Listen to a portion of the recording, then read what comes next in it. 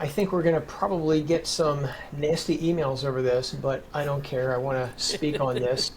So, Wendy, for those who are not aware of what Kratom is, can you give them a synopsis of this stuff?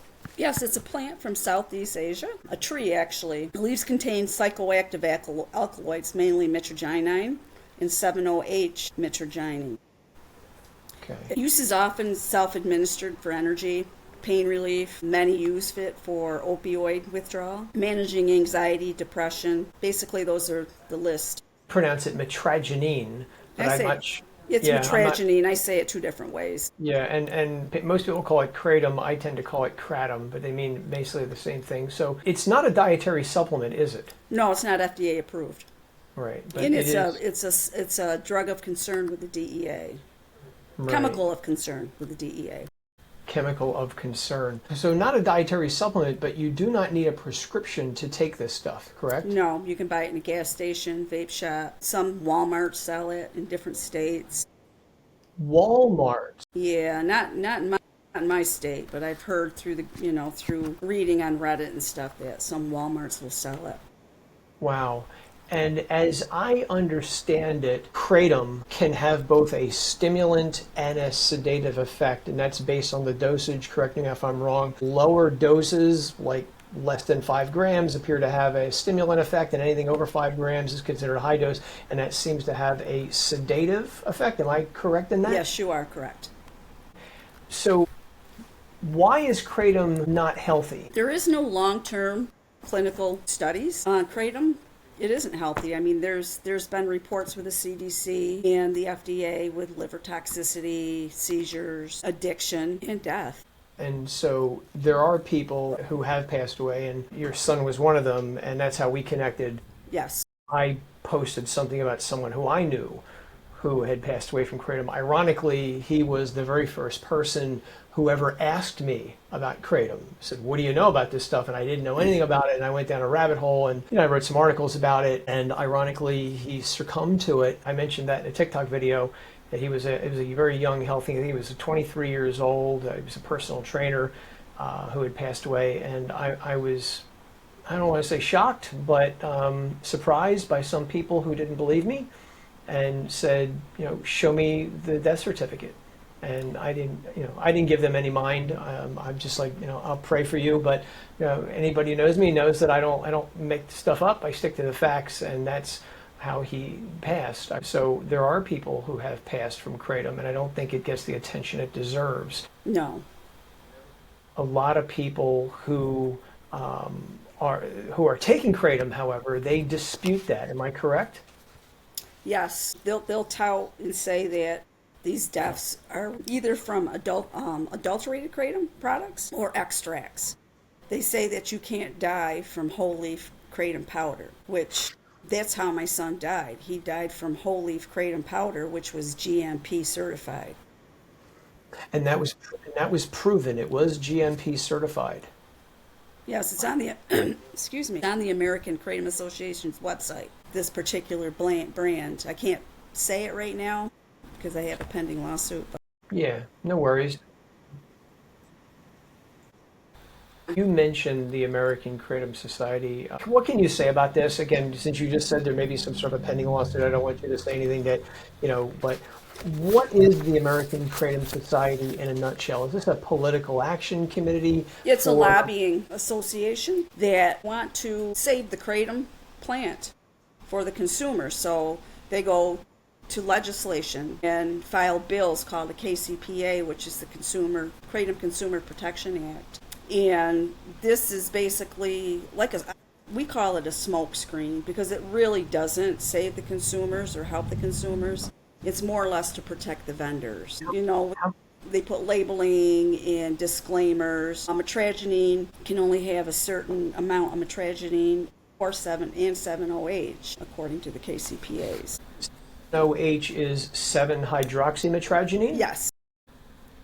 And what's so special about that? Well, they now synthesize it. It is now its own entity.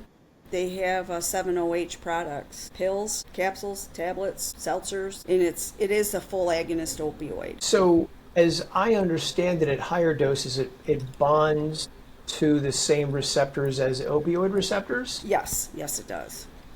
And that would be the 7-OH that does that. Yes, because 7-OH is actually made in your body when you consume kratom. Okay. It's metabolized in your liver. And for people out there who will most likely leave comments and say, kratom got me off opioid addiction. And I've heard from these people in the past, and I'm really glad of that, because that was a scourge on the country. But in the back of my mind, I said to myself, since it bonds to the same receptors as opioid, did you just substitute one addiction for another? Does that make sense? Yes, it does, and that's what we say. You're replacing one drug for another. What happens when you get off of kratom if you just decide, I don't want to take this anymore? I guess it depends on the person, because I've met many, hundreds, that have severe withdrawals like an opioid. You know, the restless legs, insomnia, nausea, vomiting, the whole list. And then there's some in the community that say they just get a headache like stopping caffeine. So it seems to be individualized. I know when I was investigating kratom years ago, I found reports of babies born to moms who were taking kratom and soon afterwards went into withdrawal symptoms and had to be treated for that. And I've seen other reports of adults likewise going to withdrawal symptoms, which again said to me there was some sort of an addictive quality to this. But it does appear from what you're saying that it is an individualized thing, and some people may not, kind of like caffeine, more greater reactions to caffeine when they get off than when they get off, other people do. But the fact that some people may need to be treated medically is, I would imagine, pretty significant. Have you interacted with politicians over this? Yes, I have. I've spoken to quite a few since I started this journey. The latest one was Louisiana. I spoke to Representative Morris. Then they finally, as of August 1st, kratom will be banned and scheduled. Okay. That was a long time coming for Louisiana. Really? I spoke to a few in Georgia a few years ago. They actually ended up passing a KCPA and not a ban bill. Connecticut, Governor Lamont just signed the bill, which was for THC, I believe, but kratom was snuck in there somehow. So now kratom is banned in Connecticut. And it is interesting, and I've noticed this myself over the years, when I drive around, I often see CBD products basically packaged in the same advertisement with kratom. Yes. And I've often wondered why that is. They're not the same thing, but wherever I see CBD, I see kratom. It's almost like they're just pairing them together for some reason, but they're different compounds altogether. Absolutely. It's because they're both marketed as a natural supplement. Co-selling increases the appeal and sales. Is this something that parents of kids in high school and beyond, junior high school, need to be thinking about? Absolutely. I have some families in my group that in the last few years are going to schools and talking to young adults, high school, middle school, about kratom and the dangers. There has been an increase in teen use, 14, 15, 17 years old. They'll get it. I mean, it's just like an underage drinker. If there's a way to get it, they'll get it. You can actually buy it online, and all they do is have you check a box. Are you over 18? And when it's delivered to your home, there's nobody there to sign for it. Anybody can get it. Do we know how many school-age kids may be using kratom? Is there any statistics on that? Not yet that I've found. I've seen different articles, and there was a death over in Malaysia just recently. An 18 or 19-year-old college girl died in her dorm room from drinking kratom just recently. Drinking kratom. So it comes They call in a it, liquid. yeah, seltzers, little extracts things, yeah. And there was also a pretty high-profile recent passing away of a personal trainer here in the United States. This was a personal trainer who was working with MrBeast, the most popular YouTuber in the world, I believe. This was a guy, I believe he was 36 years old, and I haven't heard anything more about it. I know some people have chimed in with their own opinions on what happened, but from what I understood, it was mitragynine toxicity that unfortunately led to him not being with us anymore, unfortunately. I reached out to MrBeast. I've not yet heard anything back. And that's the thing with when I do hear about kratom, it's a blip and then it goes away. I don't hear anything more about it. Maybe that's just the 24-hour news cycle, like everything else, unless it's certain topics which repeat over and over again. They repeat it once, and then they move on to the next thing, unfortunately. About the American Kratom Association, how big is this organization? Do we know how many people are employed? No. The AKA puts out that there's 20 million Kratom consumers in the United States, but them numbers vary depending on who you talk to and what you read. My understanding is anywhere from 2 to 5 million from the ages of 12 years old and up. 12. Billion-dollar industry, and it's horrible. And you think that's what's driving some politicians to drag their feet on this, that there is money and the states are making money on this as well? Oh, absolutely. Absolutely. Mississippi just put a 25% tax on Kratom products. So they're making money on it. So there's an incentive to keep it in some states. Have you... How do you react to the people who say, when people pass away from Kratom, it's not the Kratom, it's the other drugs they were taking? I know there have been some reports of people taking, again, multiple things. Are there proof of people just taking Kratom by itself? Yes, my son's one of them, and I have numerous in my group. My son used Kratom for energy. He didn't drink alcohol, smoke. He didn't use any kind of drug, illicit or prescription, or over-the-counter. He consumed Kratom for about 2.5 years. He did have 2 grand mal seizures months before he died, but the neurologist attributed it to, stress. He owned his own business, so he worked 60 hours plus a week, and he died from accidental Mitragynine toxicity. Just sat down in the chair and watched TV and died. And that led you to create the Kratom, Kratom Awareness Dangers website? Did I get that right? Kratom Danger Awareness. I have a Facebook site with over 2,000 people, and my website, and TikTok, and all over the place I am. How have you been received since you started that website? I see. Not good, not good. I've been threatened. My son died from adulterated Kratom, or he had other substances in his system, or I get stuff like, you made it up. You didn't even have a son. Or, if I was your mother, I'd kill myself too. Yeah, this is stuff I get all the time. We know where you live. Wow. It rolls off now. It's... For somebody to reach out to a grieving mom and say things like that. I mean, hearing that for the first time makes me think, what's that doing to their minds to make them want to be so angry towards someone? And if they say they're not addicted, here you are trying to get it banned, and you're affecting them, and so maybe I don't know. It's just something when you said that, because that's all you see. If you go over on X, Twitter, formerly Twitter, that's all you see in that community. Every single day is Kratom, Kratom, Kratom. I mean, I've even been called a puppet master, a grifter, whatever. They tell me, the deaths are going to increase if Kratom's banned. They're going to go back to their drug of choice. Well, there's no statistics on any of that. Once the Kratom's banned, they can't, there's no, unless they get it online and have it shipped without getting caught to a banned state. So the FDA considers Kratom a drug of interest. Well, how do they classify it?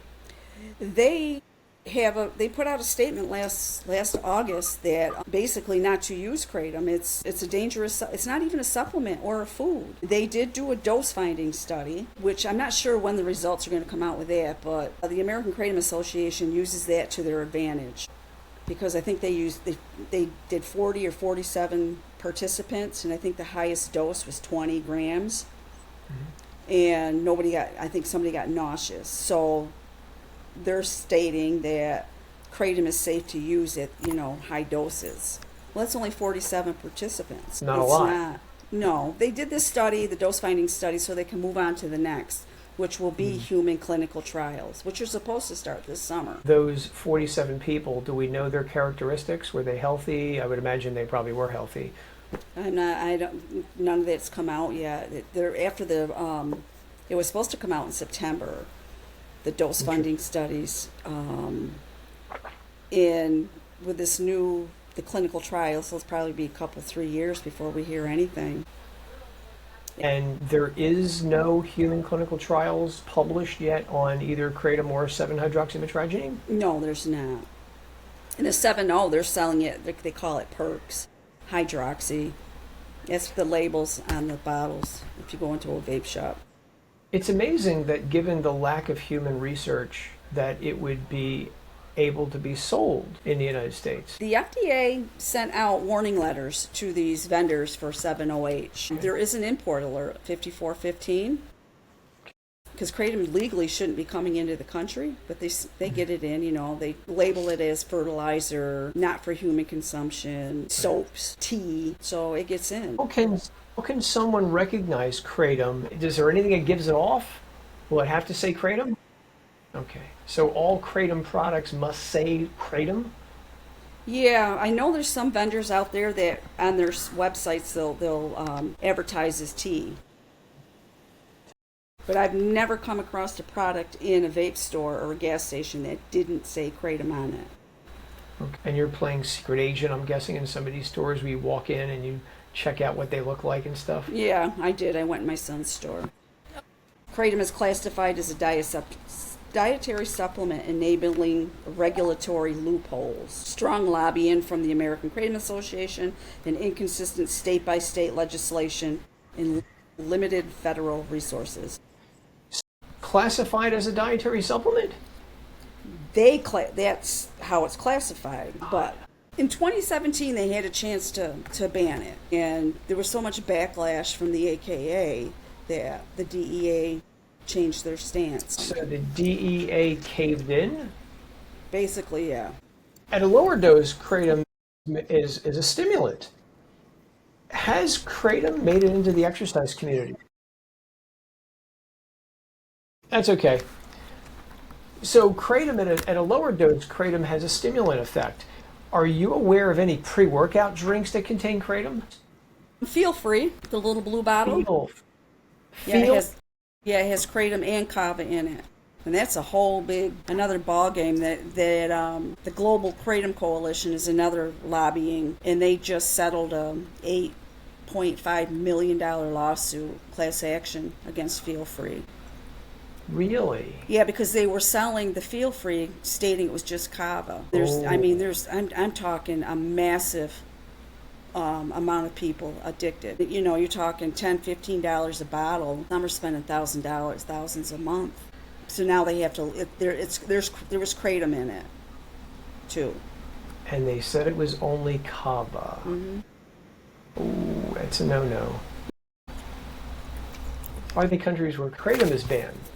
Yes, there is, actually. Australia, Malaysia, Myanmar, Thailand, many European countries, Vietnam. I think Germany's in the process. Oh my God, I think there's at least 33 countries. When did it first get on the U.S. market? I want to say 2016, maybe 2015, roughly. I mean, I knew nothing about it. I knew my son was consuming it, but like a natural supplement, I take natural supplements, vitamins and stuff, so it's like. It's about when I heard about it too, about 2015, 2016. Is there anything that I didn't ask you that you want people to know about Kratom? Just to stay away from it. Do your research. Where can they get research on Kratom that's unbiased? My website. They're more than welcome to check out my Kratom Danger Awareness group on Facebook. They can reach out to me. I have many that have reached out through my website, through email submissions to get help for a family member. I mean, I've helped many get into rehabs because they can't find any that their insurance will pay for, or they don't have the money. So I do a lot of stuff in the background, helping members or somebody that reaches out that needs to quit. So some people need literally to go into detox after taking Kratom. Yes, there's a member in my group, I'm a director of a rehab. They put you to sleep to go through the withdrawals. Yes, and they've said that they've seen an increase in admissions for Kratom. And there's many detox centers now that will specialize in Kratom addiction. Wow. Yeah, it is growing. Many rehabs are seeing. I mean, I was listening to the hearing in Louisiana, and there's parents down there that give their children Kratom instead of medications for ADHD. Kratom is being used for AD. Mm-hmm. I did not know that. And parents are giving it to children in place of their medications. Why? Because it's cheaper? Big pharma, it's just, Because they're anti-big pharma. They want to go natural, and so wow, I did not know that. I've been told I work for big pharma and FDA. Yeah, I've been accused of the same thing. Yeah, it's not true for me either. What about people who are recovering from alcoholism? Is this something in the recovery community that people may be gravitating towards, unaware of what it might do? Yeah, there's many that use it to stop drinking. There's a pharma now, I want to say it's been in 2-3 years in the makings, that they're studying Mitragynine for alcohol use disorder. Really? Are they up to human trials yet? I don't think so. I haven't seen anything yet. I've never said that there may not be a use for Kratom. But until there's human clinical trials in long-term studies, it's not safe. Yeah, I'm all for human clinical trials, not just on Kratom, but on all supplements as well. That's how you know if something works. Prove it to me. Let's put it to the test. Let's take it in the lab. Let's give it to people, compare it to placebo.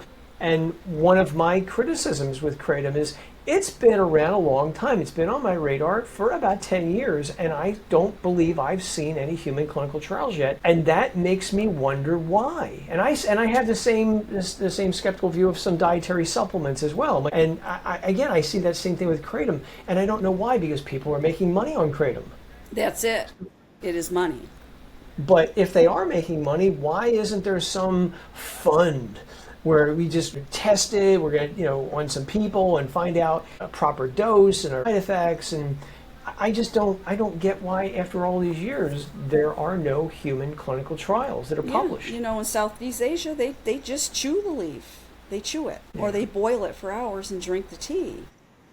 Where you come over here and it's manipulated, it's synthesized, It's the common denominator. I see that a lot, not only in the drug world, but also in the supplement world. If 7-hydroxymitragynine is the key ingredient, let's just concentrate that. I take something they think is the key ingredient in a food or whatever, and they'll concentrate it in a capsule.